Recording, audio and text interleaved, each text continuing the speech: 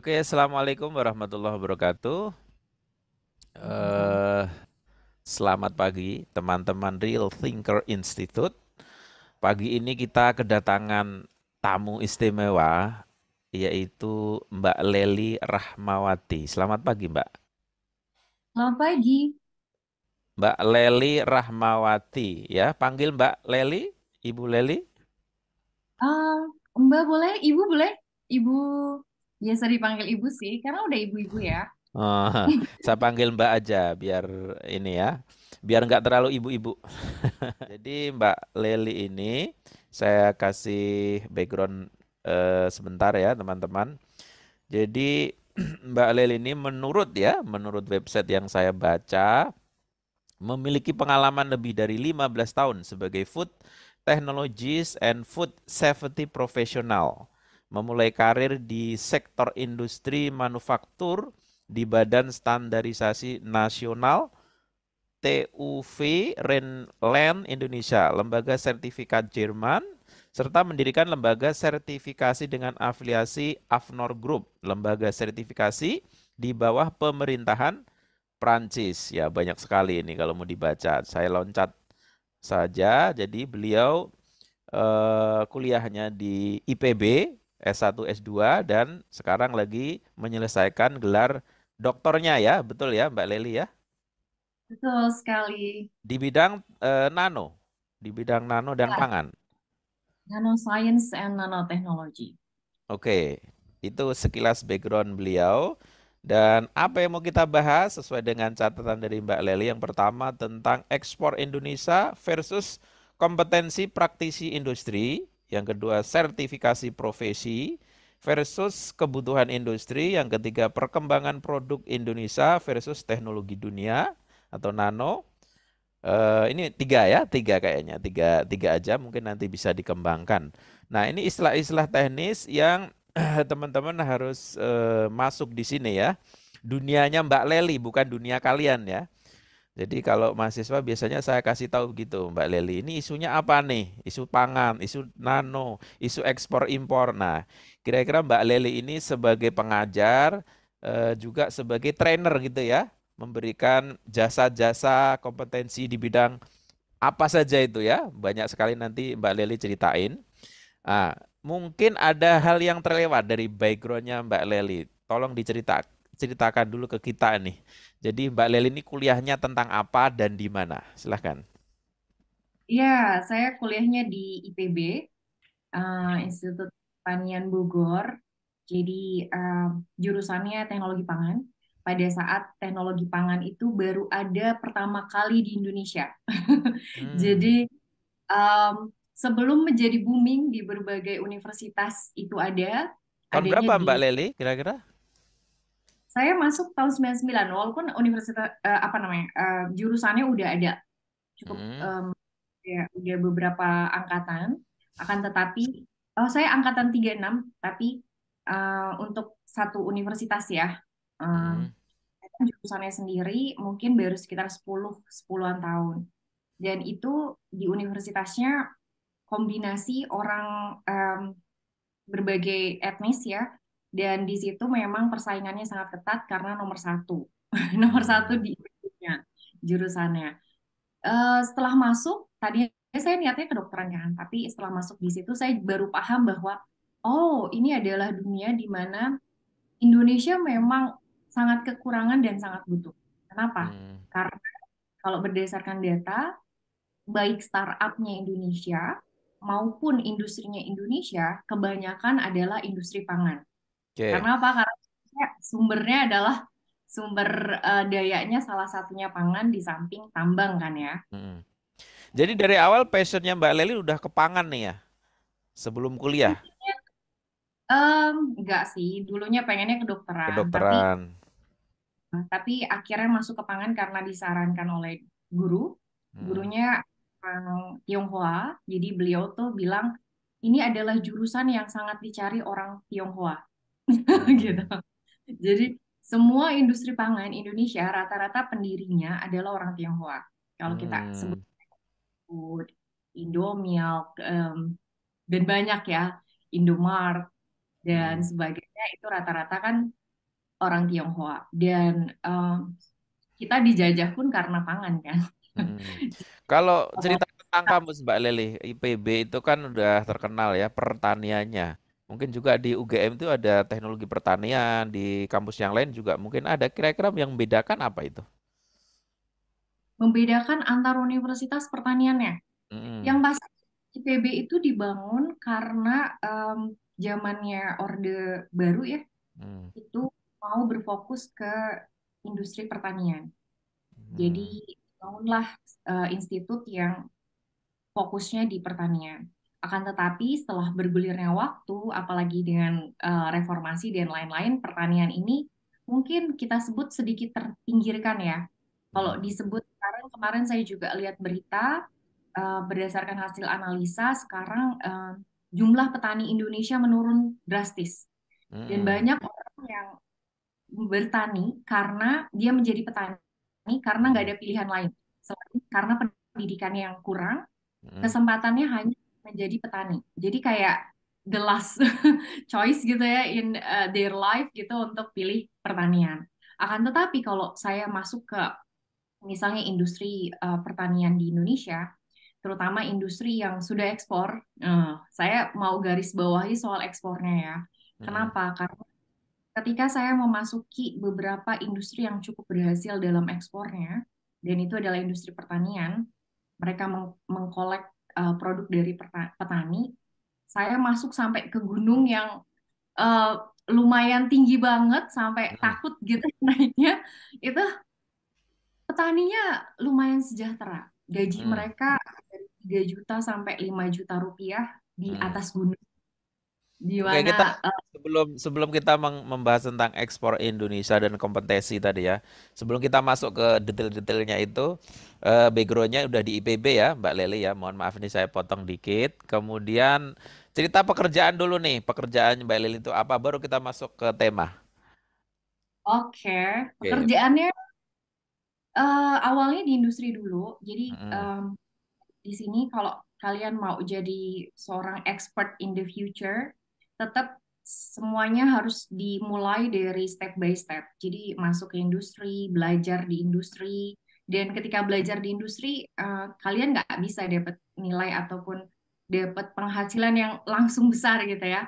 Tetap masuk di industri itu kita belajar, belajar bagaimana industri itu dibangun, bagaimana brand itu dibangun, bagaimana Mm-mm. sistem dalam industri itu dibangun. Dan saya dulu join pertama kali itu di Pocari Sweat, terus kemudian UC Mm-mm. Waterhouse. Dua-duanya itu adalah industri yang menurut saya bagus, berasal dari Jepang. Tapi Dan tapi beverage itu ya, bukan food. uh, beverage-nya beverage-nya Pocari Mm. untuk UC 1000 pharmaceutical masuknya. Mm. Walaupun dia minuman ya.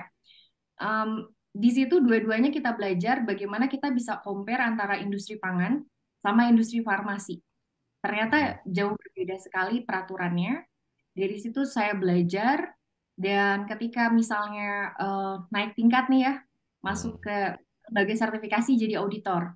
Wah, itu Mm. memang rasanya luar biasa ya pas Dan jadi lead sekarang, auditor. sekarang ini ya, yang dikerjain ini ya, Belum, itu masuk belum. di Finland dulu. Itu Mm-mm. Finland, dia adalah perusahaan lembaga sertifikasi Jerman. Kantornya dekat dari Mm-mm. Paramadina. Ya. Itu, di Menara Karya. Dari situ masuk perusahaan Jerman, mengaudit berbagai industri, lebih dari 300 industri saya audit. Dan itu rasanya kayak, wow, kita tuh bisa melihat banyak industri Indonesia, bagaimana mereka Mm. menerapkan sistemnya, dan bagaimana mereka growth gitu ya sebagai industri. Dan dari situ baru masuk ke PNS dulu, Oke. sempat PNS, baru Sebentar, sebentar sekarang Mbak Lili. Yang di apa Jerman tadi apa namanya? di Lemba, Friendland, apa? TUV, UV. TUV. UV ya. Oke. Mhm. Oke, setelah Itu itu PNS. PNS. Mm. Sempat PNS di badan standar, itu pun masukinnya iseng, ternyata Mm. berhasil masuk.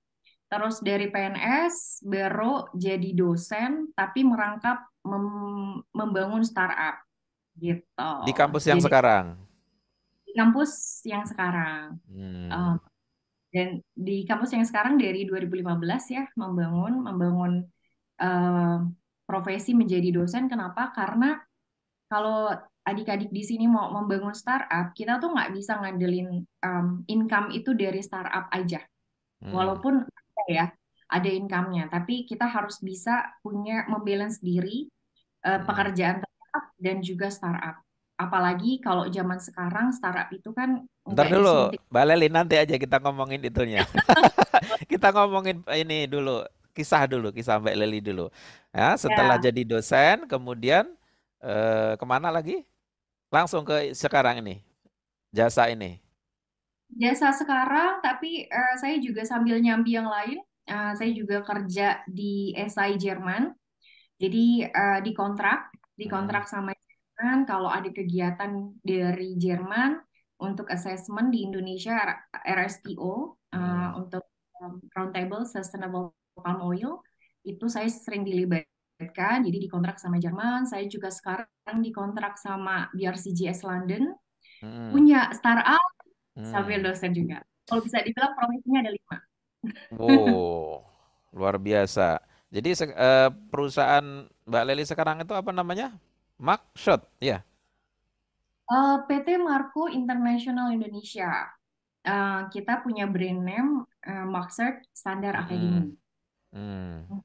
Itu kerjaannya ngapain tuh? Kerjaannya kita bantuin industri karena punya pengalaman di industri, Hmm. bagaimana membangun industri. Saya bantuin mereka untuk naik atau scaling up ya, scaling up biar Hmm. industri dari tadinya UKM masuk naik menjadi perusahaan menengah Hmm. sampai besar gitu. Jadi ada beberapa klien saya yang tadinya cuma punya satu perusahaan, sekarang udah punya 10 perusahaan. Hmm. Soalnya Gara-gara ikut ya, gara-gara ikut ya.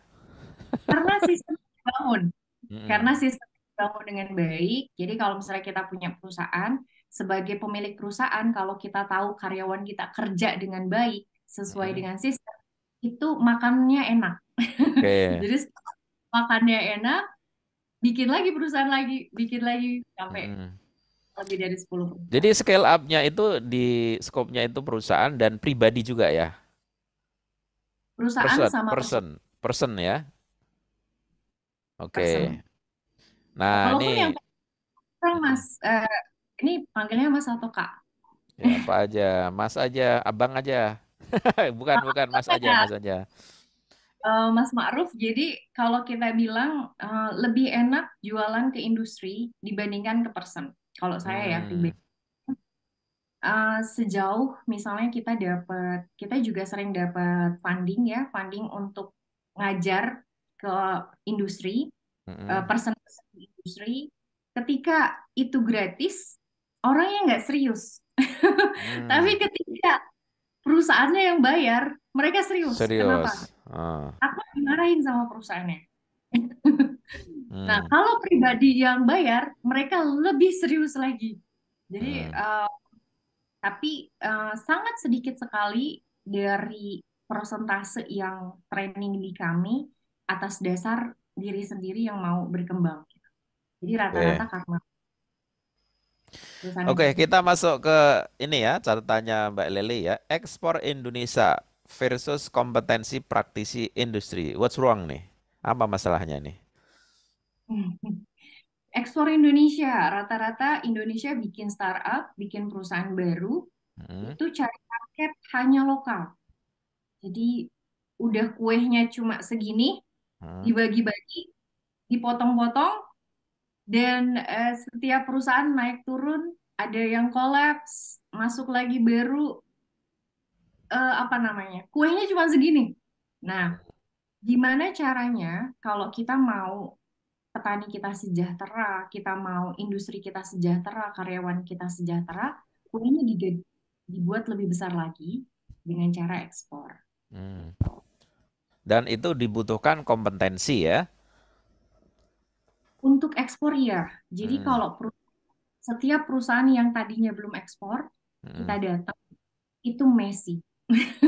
Jadi kayak, ah, wow gitu ya, kayak beresin pabrik yang berantakan menjadi pabrik yang ketika dikunjungi sama siapapun, baik buyer, investor maupun ya mungkin kunjungan industri gitu ya dari mahasiswa, itu dari yang kurang bagus menjadi sesuatu yang sangat membanggakan gitu.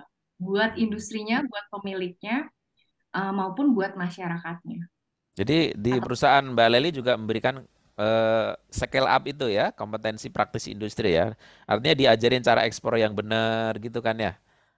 Kira-kira begitu. ya betul, diajarin sistem yang benar, pabrik yang benar, fasilitas pabrik yang benar, terus karyawannya bekerja dengan benar Hmm. gitu. Jadi ada beberapa biasanya kalau industri yang lokal, mungkin kalau adik-adik pernah join antara perusahaan yang base-nya nasional, base-nya Jepang, base-nya Jerman. Nah, kebetulan saya udah ngalamin semua, jadi udah Hmm. tahu gitu. Ketika base-nya cuman base-nya adalah pemiliknya orang Indonesia pure tanpa ada investor asing, itu rasanya kayak masuk roller coaster. Kenapa? Kita nggak tahu kerjaan kita tiap hari apa, gitu ya. Karena memang tidak ada komando yang cukup clear, nggak ada prosedur yang cukup clear. Tapi ketika kita masuk perusahaan Jepang, Jerman, itu pekerjaan itu sangat clear. Hmm. Kerjaannya apa, tugasnya apa, tanggung jawabnya apa, KPI-nya apa, dan kita tinggal melaksanakan. Nah, itu yang kita berusaha bangun, yang tadinya nasional, itu bisa punya level yang lebih tinggi, sehingga turnover karyawannya turun, ekspornya tambah banyak, gitu. Kita sih Hmm. pengennya ekspornya tambah banyak sih untuk Indonesia. Oke, masuk ke isu kedua ya, sertifikasi profesi versus kebutuhan industri. Apa ini maksudnya? Ya, yang tadi saya ceritakan bahwa orang Indonesia kalau dibayarin perusahaan Hmm. itu ya setengah serius, 50%. Kalau dia bayar sendiri 100%, kalau dia dibayarin gratis, itu Hmm. biasanya 0% atau sekitar 0 sampai 20% keseriusannya. Orang Indonesia banyak yang setelah lepas dari kuliah, masuk ke industri, itu kayak pakai kacamata kuda. Dia ada orang-orang yang mungkin 50% ya yang penting hidupnya aman, Hmm. kerja di sini, naik jabatan aman. Ada orang-orang yang mungkin senang loncat-loncat. Biasanya orang yang senang loncat-loncat, dia pengennya naik kompetensi, naik jabatan, gitu kan? Tapi dua hal itu sebetulnya ada baiknya, ada buruknya. Yang paling utama adalah banyak kita punya bonus demografi. Kita sebut gitu ya, sampai tahun 35 atau 2035 kita keren gitu ya, nanti di 2035 kita punya Hmm. banyak anak muda hebat. Akan tetapi anak muda hebat itu kalau nggak ada yang bentuk untuk bisa dibutuhkan oleh industri, itu jadinya setiap kali misalnya ngerekrut orang, kita harus mendidik terus Hmm. gitu. Jadi kayak masih mentah kita ambil, kita didik dulu, baru bisa menjadi orang yang bisa bekerja di industri. Mungkin kalau Mas Ma'ruf lihat gitu ya, saya didiknya dari perusahaan Jepang, perusahaan Jerman.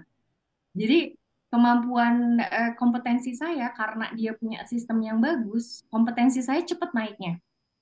Hmm. Saya jadi manajer itu di usia di bawah 30 tahun. Jadi di usia 26 tahun saya udah jadi manajer gitu. Luar biasa. Di perusahaan apa Kecepatan itu, Mbak? Di perusahaan apa itu? saya di lembaga sertifikasi langsung jadi manajer. Hmm. Eh, Nah, awalnya jadi pas dari industri masuk ke lembaga sertifikasi, posisi saya langsung manajer dan itu di usia 26 tahun. Nah, kalau kita tidak bekerja di industri yang berbasis Hmm. apa ya, investor asing gitu ya, sistemnya masih kurang bagus dibentuk. Jadi kayak kita keinginan untuk naiknya itu rada-rada masih kayak nanti aja, nanti aja, nanti aja.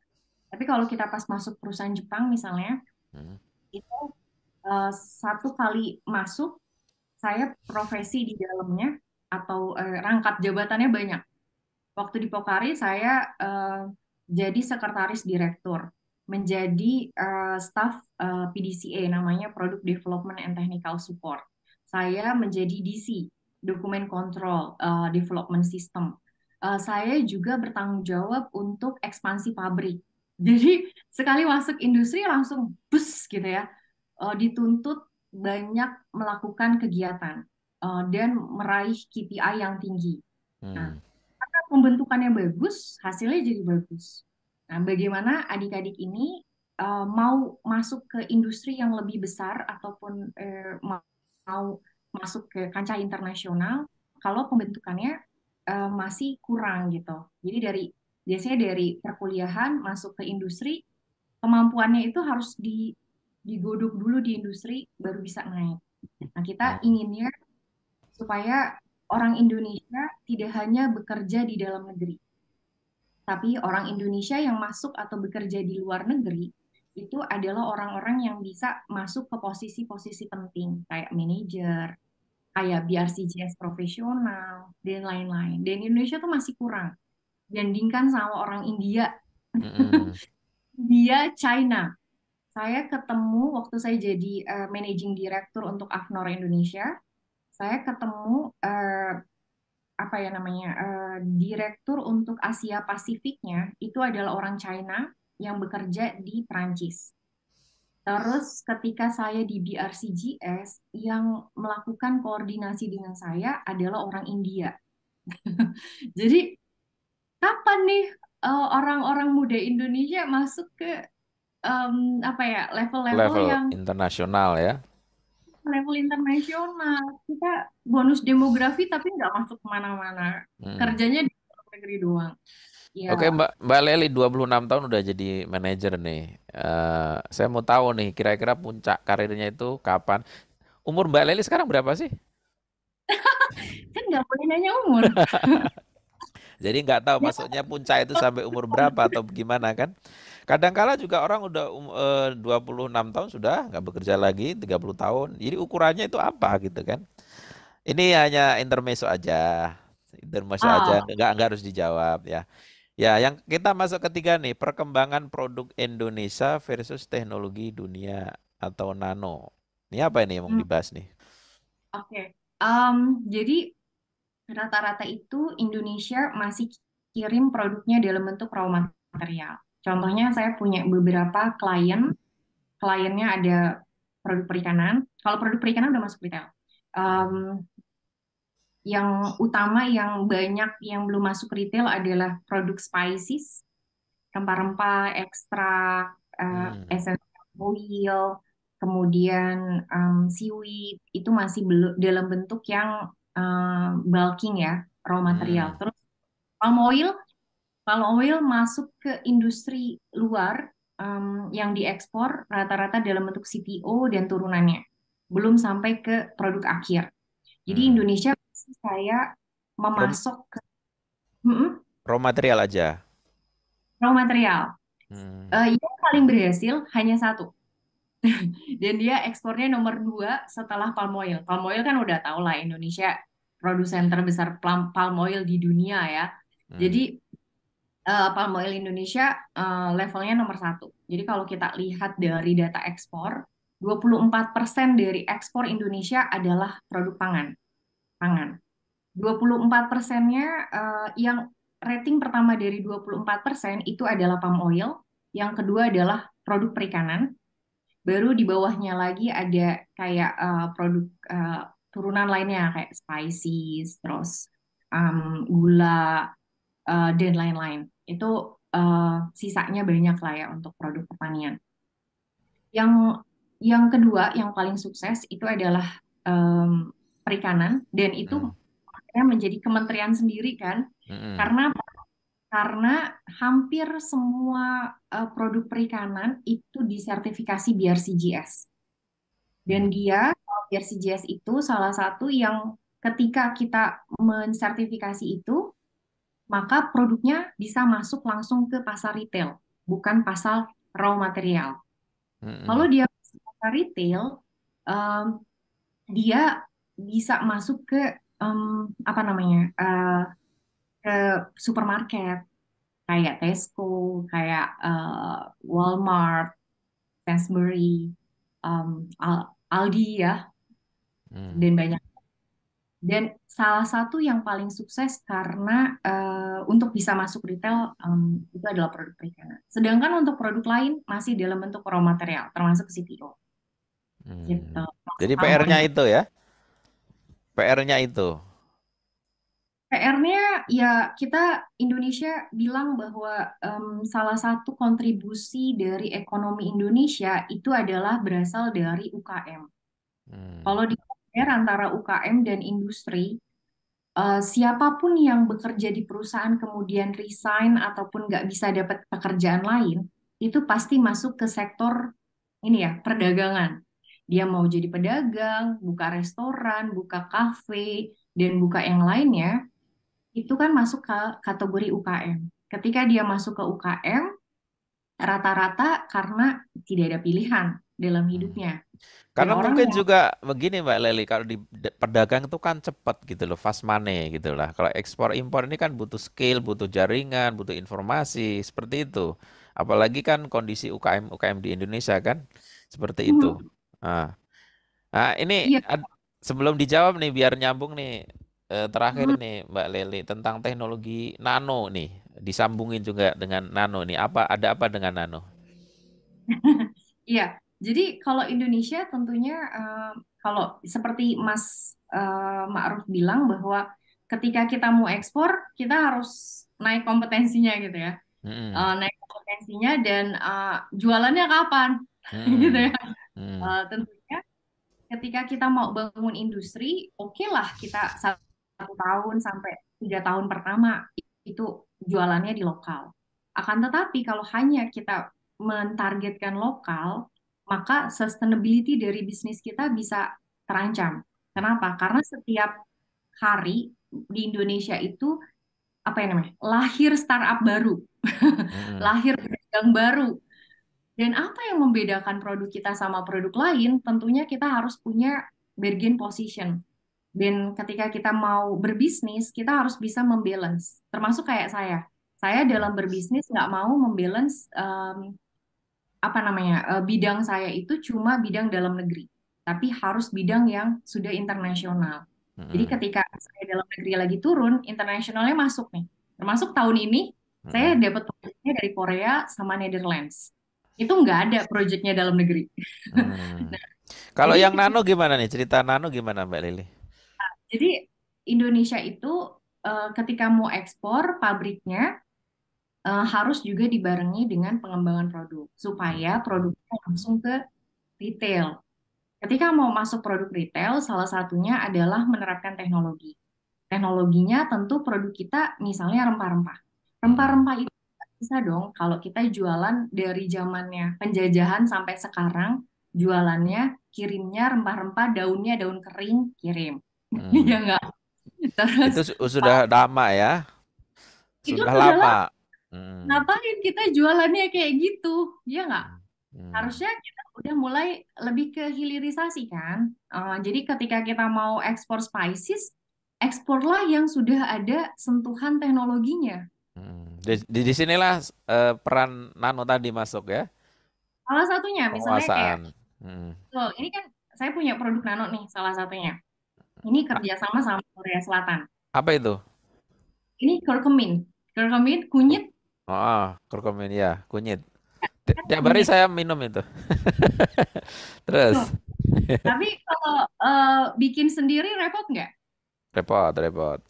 Repot. Hmm, Terus hmm, kalau jamu Indonesia rata-rata banyak, misalnya jamu yang lewat ya, jamu rata-rata gendong. jamu gendong, banyak airnya dibandingkan komponennya. Kerasa Hmm. nggak? Ya, kalau Lama-lama. kalau itu gimana? Jadi apa maksudnya dicontohin itu? Ini dari satu satu ukuran besar kunyit, Mm-mm. ini menjadi satu satu ini, satu tube ini. Karena benar-benar diekstrak, setelah diekstrak dijadikan nano.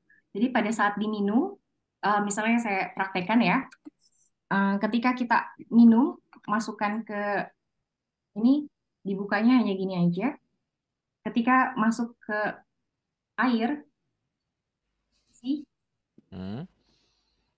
Dia langsung diverse, langsung tercampur sempurna. Nggak perlu diaduk.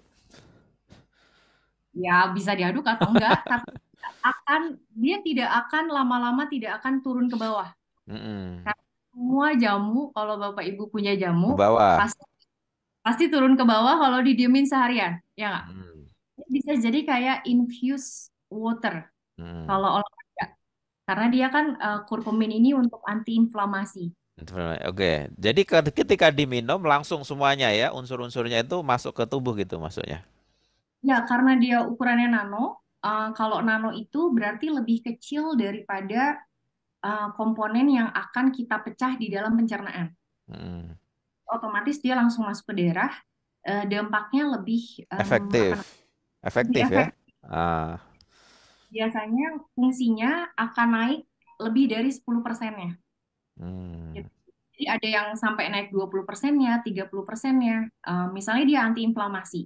Antiinflamasi satu kali Hmm. bisa mencegah inflamasi di dalam tubuh. Akan tetapi ketika dia jadi nano, dia akan berkali-kali lipat, bahkan 6 kali lipat bisa jadi Lebih eh, cepat sembuhnya ya. lebih cepat sembuhnya gitu. Kalau Hmm. misalnya nanti kita mau mengembangkan komponen-komponen yang buat salah satunya kecantikan misalnya. Kalau dia diminum, eh, misalnya pengen putih, Nah, lebih dia cepat, diminum putihnya lebih cepat.